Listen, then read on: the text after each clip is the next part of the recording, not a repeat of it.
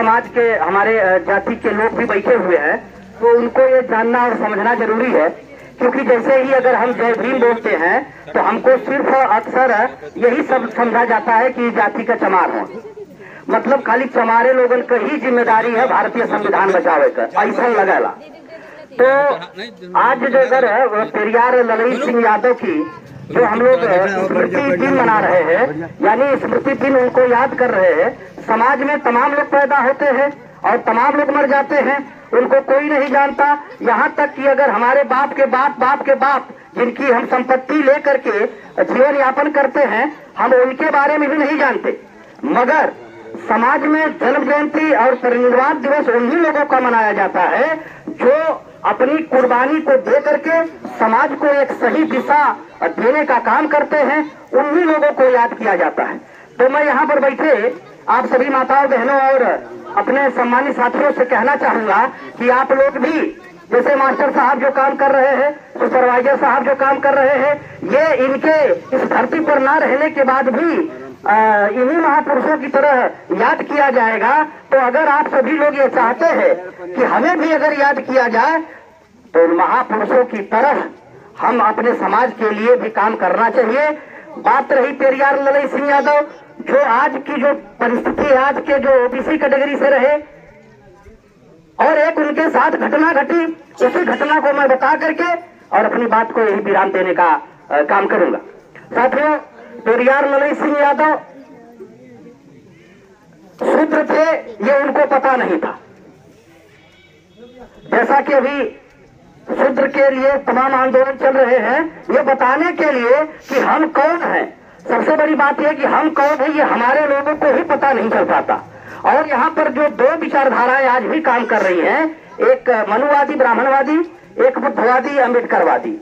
और बुद्धवादी अम्बेडकरवादी जो व्यवस्था है, वो जो विचारधारा है, हम लोगों को मान सम्मान स्वाभिमान देने के लिए काम करती है। और एक ब्राह्मणवादी जो विचारधारा है, मनुवादी विचारधारा है, वो हम लोगों को गुलाम बनाने के लिए काम कर रही है। तो साथियों, पेरियार ललई सिंह यादव बचपन में मुझे लगता है कि ये 18-19 साल की उम्र रही होगी या इससे भी कम उम्र रही होगी। उनकी जो माँ थी, गांव में एक ब्राह्मण जो परिवार था, वहां उनकी माँ गई हुई थी, आना जाना था, गई हुई थी। और उन्होंने क्या किया कि उसके कप में एक कप में चाय दिया पीने के लिए, और उनकी माँ ने चाय पिया और चाय पी करके उस कप को नहीं धोया। जब लेकिन फिर भी वह बात उनको जो है कि किसी न किसी दोस्त के माध्यम से जानकारी हो गई, और जब ये जानकारी हो गई तो वह आओ काल नहीं देखे पहुंच गए उस ब्राह्मणी के घर। और उन्होंने कहा कि जिस तरह से तुम औरत हो उसी तरह से मेरी माँ भी औरत है, तो फिर तुमने लात से क्यों मारा? तो उस ब्राह्मणी महिला ने जवाब दिया कि तुम शूद्रों को का यही अधिकार है, तुम शूद्र हो और तुम शूद्रों के लिए यही व्यवस्था है, लात खाओगे, पीटे जाओगे, जुटियाए जाओगे। ये बात ललई सिंह यादव को बात समझ में आई नहीं। शूद्र आज के समय में अगर शूद्र किसी ओबीसी भाई से अगर पूछा जाए कि भैया शूद्र के हो, तो खाली चमारे की तरफ उनका अंगुली उठी कि वो शूद्र हो। और वास्तविकता ये है कि आज का जो ओबीसी है वो अशूद्र है, और जो शेड्यूल कास्ट में अनुसूचित जाति के लोग हैं वो अति शूद्र हैं। शूद्र, अति शूद्र, शूद्र जिसको सेवा करने का काम ब्राह्मण लोगों ने सौंपा था, और अति शूद्र जिनको अछूत बना करके रखा हुआ था। तो जो अछूत है वो सेवा करने के लायक नहीं है। अरे जो छू नहीं सकता वो तो सेवा कर नहीं सकता। तो सेवा करने का अधिकार किसे था?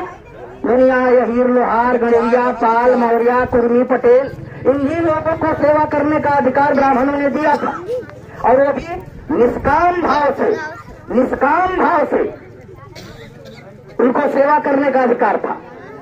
तो फिर जब वो घर आए और ये समझने लगे कि आखिर हमारी क्या स्थिति है, क्यों हमको उसने कहा, तो लोगों ने कहा कि अगर यह बात सही जानना है तो दक्षिण भारत के रामास्वामी पेरियार जो बछंद्र में गलेरिया रहे, उन्होंने कहा कि उनकी किताब को आप पढ़ो। तो जब उनकी किताब को उन्होंने पढ़ने का काम किया, उस समय सच्ची रामायण जो रामास्वामी पेरियार ने लिखा हुआ था उसको हाई कोर्ट ने बैन करा दिया था। ये ब्राह्मण लोगों ने बैन करा दिया था ताकि इनके इन शूद्रों इन मूल्यवासी बहुजनों के अंदर वह जागृति न जाने पावे। तो क्या हुआ, ललन सिंह यादव हाई कोर्ट में मुकदमा लड़ करके उस सच्ची रामायण को बहाल करवाए और उसमें जिसको आज हमारा ओबीसी शूद्र समाज जो लाल कपड़े में जिस रामायण रामचरितमानस को बड़े बाइज्जत बायदब उसको ये लगता है कि इसी के माध्यम से ही वो स्वर्ग जाना है, उसकी कलई खोलने वाले ललन सिंह यादव उस झूठी रामायण की कलई खोलने वाले ललन सिंह यादव हाई कोर्ट में मुकदमा लड़े और मुकदमा लड़ने के बाद उन्होंने सिद्ध कर दिया कि ये जो रामचरितमानस और रामायण है ये काल्पनिक है, इसके अलावा और कुछ नहीं है।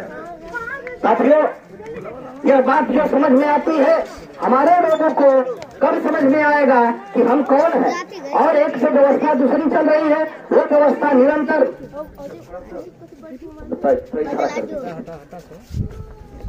हमारी जो ये व्यवस्था है, इस व्यवस्था को कौन ठकना चाहता है, कौन दबाना चाहता है। जो इस व्यवस्था को ठकना चाहता है, दबाना चाहता है, हम उसी को मानते हैं। यानी मैं सीधे सीधे बात को ये कह सकता हूँ कि हम लोग दुश्मन को ही दोस्त बना के रखते हैं और दुश्मन जो दोस्त है उसको दुश्मन बना के रखते हैं। ये जब तक जन जागृति या जागृति हमारे अंदर नहीं आएगी तब तक हम लोग सच्चे अपने महापुरुषों के विचारधारा को स्वीकार नहीं कर पाएंगे और सही लड़ाई हम नहीं लड़ पाएंगे। मगर होता क्या है, आज का जो परिवेश है, आज का जो समय है, वो हो क्या रहा है। जैसे अभी जो मास्टर साहब जो प्रयास कर रहे हैं, सुपरवाइजर साहब जो प्रयास कर रहे हैं, इसमें ओबीसी के लोग भी धीरे धीरे जुड़ रहे हैं। मगर हमारे लोगों में एक बात है कि जब किसी जन जागृति के कार्यक्रम में जाते हैं तो वहीं तक सीमित अपने को समझ पाते हैं। जाते हैं, मास्टर साहब ने बुलाया, सुपरवाइजर साहब ने बुलाया और गए, बस इतना ही नहीं, इसके आगे भी काम है। जो ये काम सुपरवाइजर साहब का और जो मास्टर साहब का और यहाँ की जो कमेटी है, यह जो जन जागृति का काम कर रहे हैं, अगर वो जन जागृति और जानकारी हमको मिलती है तो अपने नात हित रिश्तेदार आस पास पड़ोस चट्टी चौराहे पर इस विचारधारा का, उस बात का प्रचार और प्रसार करना चाहिए कि हम कौन हैं और हमें इस स्थिति में लाने वाला कौन है। जब तक हम समाज में दोस्त और दुश्मन की पहचान नहीं कर पाएंगे तब तक हम महापुरुषों की वास्तविक विचारधारा को फैलाने में कामयाब नहीं हो पाएंगे। एक इसी बात को मैं एक उदाहरण के रूप में बता करके अपनी बात को यही रोकने का प्रयास करूंगा। एक गांव में एक व्यक्ति थे, तो रिश्तेदारी उनको जाना था। आज का जो परिवेश है जो हम लोग कर पाते हैं, रिश्तेदारी उनको जाना था तो अपने लड़का से कहला कि ये बेटा हमके रिश्तेदारी जाए के हो, आई जो हल्दी हो एमें लहना डाल दी हा, पानी डाल दी हा, गैया के छोड़ के हल्दिया में लगा दिया। इतना बतिया कह के उछल गए रिश्तेदारी और जो लड़कवा रहल तो खाली आस पास पड़ोस घूम के कहे कि बाबू कह के गये हुआ, लहना डाले के कह के गल हुआ, पानी डाले के कह के गल हुआ, चुन्नी भूसी चलावे के कह के गल हुआ, गैया छोड़ के हल्दी में बांधे के कह के गल हुआ। मतलब बतिया खाली कह कमा करे ना अगर अगर पिता दिए ना तो गाय हो बा हल्दी झुराई बा कहवा ये बेटा तो हम बतिया करके गए लली कहिया कहे ना कहवा ये बाबू जो कहले रहा तो हम सबसे कहता रही है घूम घूम के कि बाबू कह के गए वहाँ हल्दिया में लहना डाले के पानी डाले के आ गैया छोड़ के हल्दिया में लगावे के तो हम सबसे कहबे कहीं मतलब करे के कह के गई ना कैला ना लड़कवा बस खाली घूम घूम के सबसे कहला तो घूम के कहबो कैला लेकिन हमारे कमवाना कहता होता दादा। सबसे बड़ी दुख की बात तो ही है कि वो कमवा हमारो ना कह पाए थे। और जब तक हम लोग यह काम करने में कामयाबी हासिल नहीं करेंगे तब तक जिन महापुरुषों की बदौलत आज हम जिस स्थान पर खड़े हैं, हमारी माताएं बहनें जहाँ पर सुरक्षित बैठी हुई हैं, मान सम्मान के साथ बैठी हैं, हमारे लोग जो कुर्सियों पर बैठे हैं, ये ऐसे नहीं बैठने का अधिकार मिला है। ये ऐसे बैठने का मौका नहीं मिला मुझे। इस तरह से ये सफेद कुर्ता और जैकेट पहन करके यह बात रखने का अवसर ऐसे नहीं मिला। इसके लिए हमारे महापुरुषों ने खून बहाया, कुर्बानी दिया, अपने आप का बलिदान और न्यौछावर कर दिया। हम लोग क्या कर रहे हैं ये बात जानना होगा।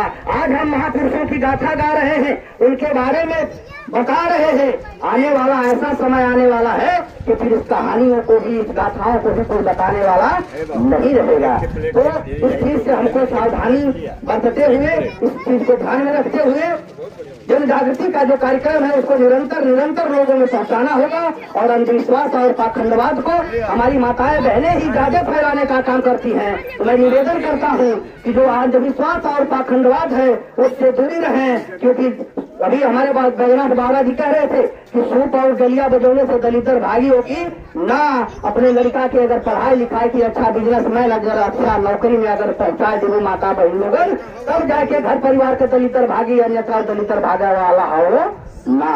तो यही बात के साथ हम अपन बात के यही पर विराम देव, कारण कि बैजनाथ बाबा जी माई को लेकर खड़ा भी हो गए हों। तो नाते हम अपनी बात के इधर में विराम देते हैं। जय हिंद, जय भारत, जय मूल निवासी, नमस्कार।